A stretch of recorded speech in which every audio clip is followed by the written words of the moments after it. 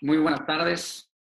Muchas gracias al doctor Alberto Reyes por invitarme a participar con ustedes con el tema de capsulitis adhesiva, una entidad muy común dentro de las patologías del hombro y como definición es una patología de etiología desconocida caracterizada por restricción en los movimientos activos como pasivos del hombro.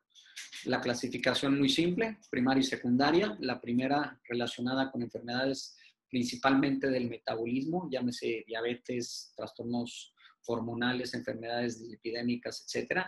Y la secundaria, que es la más común en el medio, generalmente relacionadas con fracturas, cirugías del manguito rotador, inestabilidad, etcétera. La patogenia es una hiperplasia sinovial más fibrosis capsular, que esto significa clínicamente que se pone rígida la cápsula y hay una proliferación sinovial, como lo veremos más adelante en algunos videos. Tiene tres fases: la fase de congelación, que es la que antecede primero con dolor. El paciente empieza con un dolor de forma inconsistente, que posteriormente pasa a la fase congelada, en la fase que se estaciona un poco más de tiempo, en la cual el paciente empieza a disminuir el dolor, pero incrementa la inmovilidad, empieza a tener más rigidez. Y por último es la fase de descongelación, en la fase en la cual tiene una mejoría gradual espontánea y puede llegar a recuperar la movilidad por completa, ¿no? En teoría es una enfermedad que se puede autolimitar, pero esto le puede llevar, como bien ven en la diapositiva, de 5 a 26 meses, ¿no? Y la realidad es que ningún paciente aguanta tanto con un dolor tan importante en el hombro. Las manifestaciones clínicas es un dolor de inicio insidioso, curso prolongado, generalmente en la noche. Y lo que más vamos a encontrar como regla en este tipo de pacientes es que hay una flexión pasiva dolorosa menor de 100 grados, igual es activa, generalmente llega máximo a los 100 grados, y también con una abducción limitada a 90. La rotación interna, por literatura L5, generalmente el paciente llega al glúteo, es lo que yo comúnmente veo en mi práctica, y tiene igual una limitación a la rotación externa de forma importante. ¿Cómo lo vamos a encontrar? Este es un paciente con una capsulitis franca, en la cual podemos ver el brazo izquierdo como a la abducción el paciente no llega a más de 90 grados. En la flexión vamos a ver cómo el paciente prácticamente se queda máximo en 100 grados. La rotación interna, el paciente llega prácticamente al glúteo. Ahí vemos cómo no da más ese brazo, llega al glúteo. Y la rotación externa, pues prácticamente tendrá 15 grados de rotación. Entonces, es un paciente con mucha limitación funcional y esta es la manifestación que principalmente vamos a encontrar. El radiodiagnóstico, si bien la resonancia magnética es el gold standard para encontrar las lesiones asociadas que la pudieran producir, y en ocasiones sí podemos ver engrosamientos capsulares, pinzamientos coracoideos o algunos detalles que nos puedan orientar sobre qué lo está produciendo. Generalmente el diagnóstico es un diagnóstico clínico, ¿no? Hacer nuestra propia interpretación, no creerle al radiólogo, ¿ok?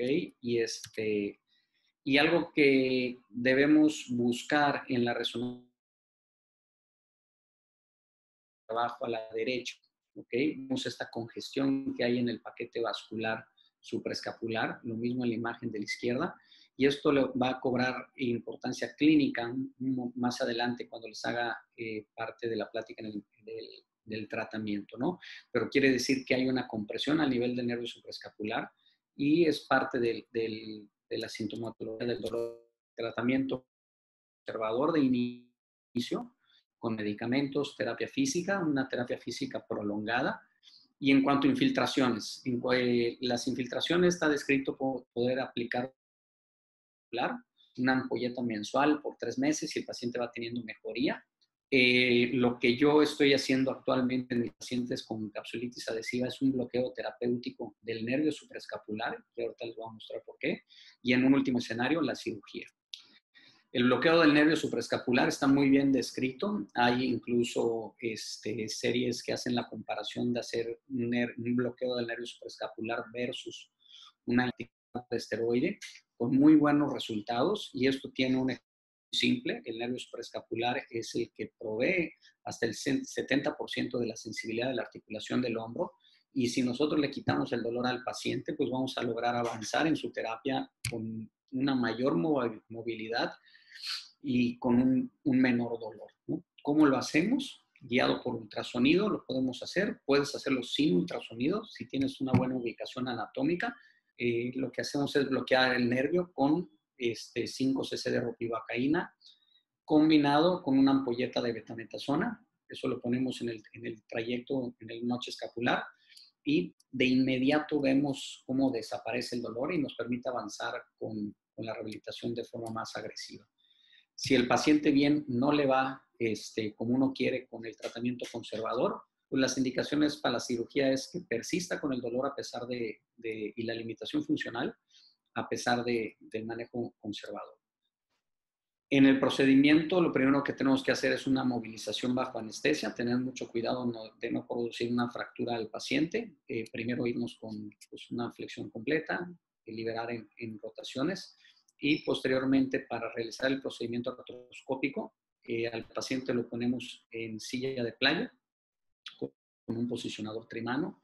Estos son los portales que normalmente utilizamos, más el portal de Nevasier para la liberación del nervio supraescapular, y lo hacemos con una anestesia general más un bloqueo regional. En cuanto al procedimiento, como les comenté en nuestro medio, la principal causa es secundaria, entonces debemos, pues, obviamente, atender la causa que está llevando al paciente a esa capsulitis. Como vemos en el video de arriba, pues, es un paciente posoperado con una placa de húmero proximal, que eso fue lo que llevó al paciente a tener una rigidez articular. Obviamente ahí estamos haciendo una liberación de las adherencias y después procedimos a retirar la placa. Lo mismo en el paciente de abajo, un paciente posoperado del manguito rotador que tiene ahí las suturas sueltas, que esas también le están causando cierta irritación y favorecen que se presente la fibrosis. Entonces, pues hay que quitar esas suturas y hacer la liberación paso a paso, pero debemos buscar siempre la causa inicial de nuestra capsulitis. El paso a paso de cómo lo vamos a hacer es, primero que nada, la cápsula anterior, intervalo de los rotadores, incluyendo ligamento glenohumeral medio. Como estamos viendo aquí, una proliferación sinovial importante. Hay que hacer una sinoectomía parcial, la podemos hacer con la radiofrecuencia, con el rasurador, pero poco a poco vamos a ir limpiando y hacer la de nuestra cápsula anterior, que en ocasiones llega a estar tan dura que es necesario que hagamos el uso de una pinza de canasta para cortar toda la cápsula e irnos hasta el receso inferior, prácticamente hasta las 6 del reloj. Aquí tenemos que tener peculiar cuidado de no dañar otras estructuras, no dañar pero vemos en el video de la izquierda cómo con la pinza de canasta hasta la porción inferior de la articulación. El paso siguiente es una tenotomía del bíceps. Estos pacientes hacen mucho proceso inflamatorio en la corredera bicipital. Si vemos en el video de la izquierda todo el flujo que sale cuando jalamos, traccionamos el bíceps, eso quiere decir el líquido sermático que hay es por un proceso inflamatorio importante a este nivel. Y sabemos que las lesiones o las afecciones de la porción larga del bíceps son entidades muy dolorosas para el paciente y por lo mismo yo recomiendo hacer una tenotomía del bíceps. Una vez hecha la tenotomía, vamos a tener un mayor espacio, vamos a liberar cierta tensión en la articulación que nos va a permitir trabajar de forma más adecuada. Entonces, siguiente paso, tenotomía del bíceps. Ahí estamos cortándolo y procedemos a liberar el subescapular. Si vieron en las manifestaciones clínicas, la rotación interna está muy limitada y esto porque se forman muchas adherencias alrededor del subescapular. Aquí vemos polea del bíceps, tendón del subescapular y vean cómo se forman muchas adherencias a este nivel. Entonces, eso hace que el paciente no tenga una rotación interna adecuada y tenemos que hacer una liberación por completo, tanto en la parte interna como en la parte externa del del subescapular. En ocasiones encontramos un pinzamiento subcoracoideo. Si nosotros evaluamos de manera funcional durante la cirugía la rotación interna y externa del paciente y vemos que el tendón del subescapular está siendo pinzado con la coracoides, pues procedemos a hacer una coracoplastía. Pero es una parte muy importante, la piedra angular en la liberación de la capsulitis es liberar de forma adecuada el subescapular. Siguiente paso, vamos a liberar el intervalo superior. La cápsula superior es justo por encima del bíceps, por debajo del tendón supraespinoso. Ahí, como vemos en el video, hay un proceso inflamatorio muy importante. Todo tejido inflamatorio debemos resecarlo, hacer una limpieza adecuada de la articulación de todo ese tejido. Y una vez que hacemos esto, pues procedemos a liberar la cápsula posterior. La cápsula posterior, yo normalmente la libero siempre. Está descrito que si tiene una adecuada rotación interna, después de haber hecho todas las liberaciones previas, podemos no hacerlo, pero es un paso sencillo y que yo me siento más tranquilo de hacerlo. Es simplemente intercambiar portales y liberar la cápsula posterior, prácticamente como hicimos la liberación de la cápsula anterior. Siguiente paso, la liberación bursal, subdeltoidea. Igual tenemos que ir quitando adherencias, identificar muy bien el ligamento coracoacromial, quitar todo el tejido bursal, ver todas las adherencias que se puedan formar del mango rotador hacia la porción bursal del deltoides, y también de forma dinámica en la cirugía, tratar de hacer rotaciones para ver si hay alguna adherencia que todavía esté en esa porción e irla quitando. Si el paciente tiene algún trastorno de la articulación acromioclavicular, atenderla, realizar algún procedimiento, ya sea un Mumford, si únicamente tiene algún osteofito interior, hacer lo que es el coplaning, o simplemente no hacerle nada si no lo amerita, ¿no? Pero tenemos que hacer una liberación bursal y subdeltoidea importante. Y el siguiente paso, y con el que terminamos el manejo quirúrgico, es la liberación del nervio supraescapular. Aquí, ¿qué fue lo que vimos? Si bien con el bloqueo terapéutico al paciente le va bien, pues esto nos dice que parte del dolor viene de esta raíz. Y aquí les pongo una imagen de cómo se ve. Este es un paciente que se le hizo una liberación del nervio supraescapular por otra patología, ¿ok? Pero quiero que vean cómo se ve el ligamento conoide, ¿ok? Y el ligamento transverso es una extensión del mismo. Y vean cómo se ve el tejido sano, tejido saludable. Por aquí debajo está el nervio supraescapular, pero vean las características del tejido. Y en los pacientes que tienen una capsulitis adhesiva, completamente se pierde la anatomía. Este es un hombro contrario, ¿ok? Y este es un hombro izquierdo. Y vemos el ligamento aquí al fondo, ¿ok?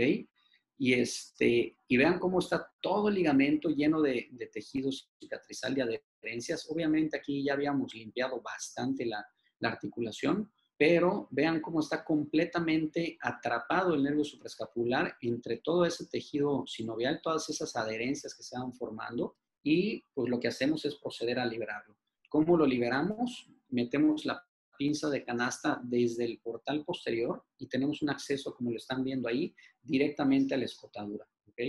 Ahí hacemos el corte del ligamento transverso y de esa forma liberamos nuestro nervio supraescapular. Al paciente de forma transquirúrgica, lo que hacemos ahí es meter una aguja y dejarle una dosis de ROPI con betametasona, de tal forma que el manejo postoperatorio va a ser un paciente con menos dolor y que nos va a permitir movilizarla esa misma tarde, ¿no? Aquí vemos cómo el paciente está esa misma tarde con el brazo completamente, una rotación externa adecuada, con una flexión adecuada, rotación interna prácticamente L3. Entonces, el manejo postoperatorio es muy importante con la terapia, iniciarla ese mismo día, ¿ok? Y poco a poco ir incrementando resistencias de ejercicio de estiramiento capsular, fuerza, etcétera, ya de acuerdo a los protocolos que cada uno manejen de acuerdo al centro donde trabajen. Los resultados, pues son resultados funcionales muy buenos. Esta es la forma en la cual yo manejo la capsulitis adhesiva. Trato de no brincar ningún paso. Al paciente siempre trato de darle la oportunidad de mandarlo, como bien les comenté, terapia física, medicamentos, bloqueo. Y si no mejora, pues explicarle el porqué de la cirugía. y siempre trato de mostrarles que vamos a tener un buen resultado, ¿no? Siempre hay complicaciones, pero es una entidad que debemos conocer bien, que debemos saber hacer nuestros diagnósticos diferenciales y que si la atendemos en el momento adecuado y de forma adecuada, va a tener un buen resultado. Muchísimas gracias y ahorita nos vemos en el Facebook Live para aclarar cualquier duda. Saludos.